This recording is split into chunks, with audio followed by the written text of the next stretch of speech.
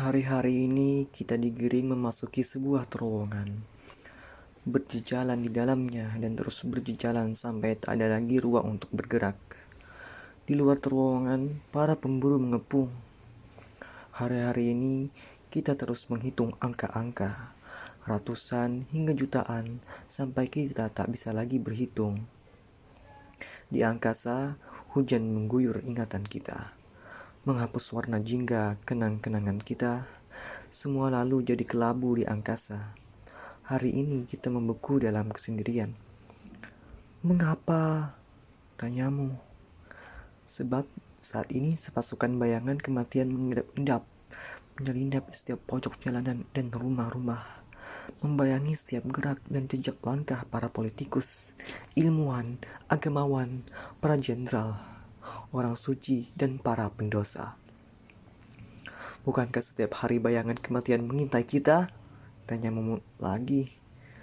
Kali ini berbeda. Kali ini bayangan itu tersamar asap hitam. Bayangan itu menari-nari, melompat-lompat seperti seekor kelinci, terbang melayang seperti seekor elang. Bayangan itu kali ini mendesis seperti seekor kobra, lalu menancapkan taring dan menyemburkan bisa kematian. Jawabku. Katakan lebih banyak tentang bayangan itu, pintamu. Baiklah, ujarku. Mata para korban tak bisa melihat bayangan itu. Mungkin karena terlalu banyak air mata mengalir di mata mereka. Mungkin karena debu-debu berterbangan mengaburkan pandangan. Bayangan itu menyergap para korban begitu tiba-tiba, begitu seenaknya. Lalu dalam kesendirian, mata mereka menyipit dan terpejam selamanya. Tak ada yang bisa menemani mereka. Bayangan itu mencegat semua langkah, menutup semua ruang. Apakah mereka seperti malaikat pencabut nyawa? Tanyamu. Malaikat pencabut nyawa, kurasa malah tak punya bayangan.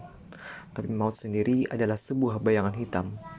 Besar dan hitam, tapi terlihat meski di tengah terik matahari. Lalu dalam remang malam, bayangan maut menjelma menjadi siluet. Ia berkelebat dan mencekik semua suara, membunuhnya di jantung kegelapan. Menakutkan sekali. Ya, sangat menakutkan karena semuanya terjadi dalam senyap. Tak ada erangan terdengar, hanya sunyi di setiap sudut. Tak peduli seberapa riuh dunia di sekelilingmu, sunyi itu tetap mengurungmu dalam kesendirian. Tak ada seorang pun mendengar eranganmu saat bayangan maut itu merenggut nyawa. Kau menakut-nakuti aku, sayang, ujarmu lirih. Hari-hari ini kita mulai kehilangan rasa. Indra kita diberangus oleh kehampaan hidup. Hari-hari ini kita mulai kehabisan akal. Otak kita dilumpuhkan oleh raung sirine ambulans. Hari-hari ini kita mulai dibelenggu ketak berdayaan. Tak mampu bersiasat dengan licin seperti biasanya. Hari-hari ini kita harus bergerak dalam diam, menjaga nyala api di titik beku, meski hanya secuil bara yang susah payah berpendar. Hari-hari ini kita harus berbagi sunyi dalam sepi, bersama menjaga kewarasan untuk membungkam raung sirine ambulans. Apa itu kewarasan? Bukankah sebenarnya kewarasan hanyalah wajah lain dari kegilaan? Seperti para pahlawan yang mengorbankan nyawa di ladang ranjau, apakah itu kewarasan atau kegilaan? Tanyamu. Itu mungkin soal DNA, soal genetika. Maksudku, jika darah pahlawan mengalir di nadimu, maka berkorban di tengah ladang ranjau adalah sebuah kewajaran. Bayangkan, sejak fajar mereka menelusuri jejak musuh tak kasat mata dari satu ladang ranjau ke ladang ranjau lain. Tapi di ujung malam mereka nyelinap, sembunyi di setiap celah dan relung kehidupan karena tiba-tiba kelelahan mengubah algoritma kewarasan menjadi kesadaran manusiawi. Jawabku. Aku tak bisa memahami bagaimana tangan mereka berlumpur-lumpur dari ladang-ladang ranjau. Entah sudah berapa puluh hektar ladang ranjau mereka telusuri. Ladang-ladang itu terbuka, tanpa penjagaan sejauh mata memandang.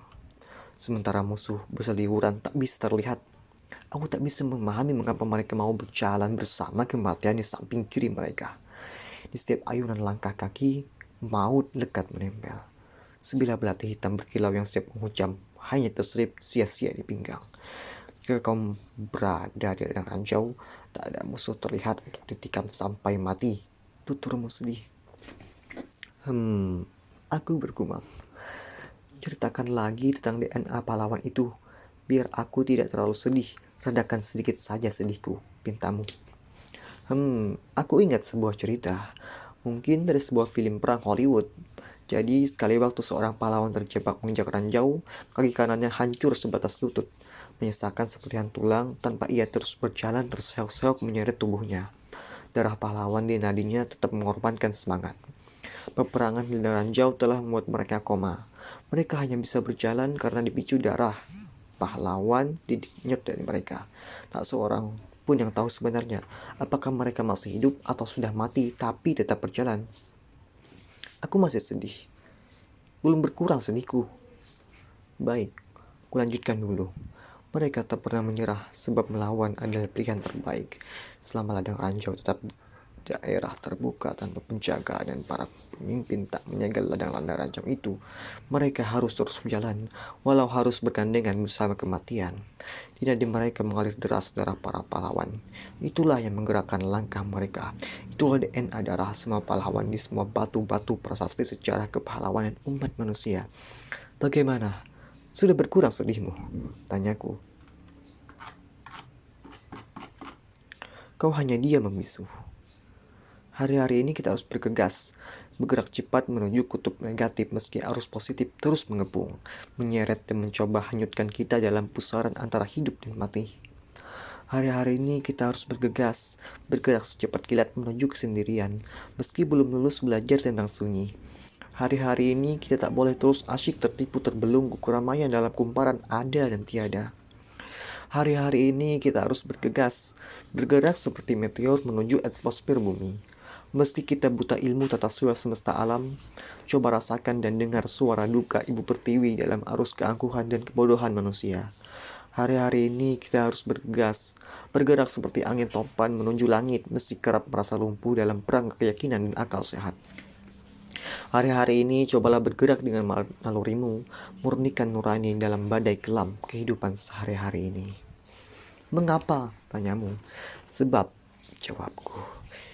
Di dunia wabah, orang-orang tak bisa lagi mengenakan topeng. Satu demi satu topeng terkelupas dimakan wabah, lalu meleleh tak berbentuk saat wabah melumatnya.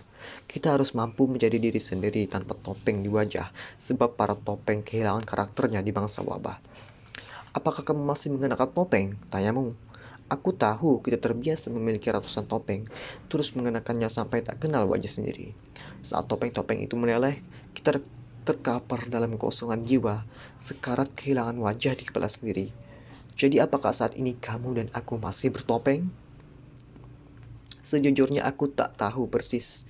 Kita kerap merasa masih mengenakan sebuah topeng, padahal topeng itu mungkin sesungguhnya wajah kita sendiri. Ini membingungkan sekali. Jiwa kita pun tenggelam ke dasar kegelapan, menggelepar seperti hidup yang dikunyah wabah, tersesat jauh ke dasar jurang ketidaktahuan. Mengerikan sekali, ujarmu. Ya, sungguh mengerikan. Membayangkan kita berteriak parau di ambang maut. Beri kami topeng, meretap di tengah kegelapan. Kembalikan topeng kami. Lalu merintih putus asa. Ini topeng siapa di wajah kami? Semua ratapan dan rintihan hanyut di arus sunyi. Hanya tersisa penyesalan mengepung hati. Hari-hari ini, kau dan aku, sepasang manusia yang tengah dimabuk cinta di tengah kepungan wabah, terus berjuang untuk menjaga jarak. Hari-hari ini kita bergelut memisahkan diri seperti sel tunggal yang membelah diri. Hari-hari ini, meski hati kita lekat oleh cinta yang tak pernah menyerah, kita tetap tak bisa melepaskan topeng di wajah kita. Hari-hari ini kita harus merumuskan ulang kisah cinta kita. Hari-hari ini kita harus segera mencari makna baru keberadaan kita dalam kehidupan ini. Hari-hari ini maut memenuhi bumi. Seperti cipratan darah iblis menyembur dari langit, menghujani 5 benua. Hari-hari ini jasad para korban menumpuk di halaman rumah sakit, berkelimpangan tak tertampung. Hari-hari ini kita tengah menari di tengah gelombang misteri yang usang, yang makin pudar dan samar karena sebagian orang hidup seperti robot dan sebagian lagi hidup seperti sang pencinta. Menteng, 30 Juni 2021.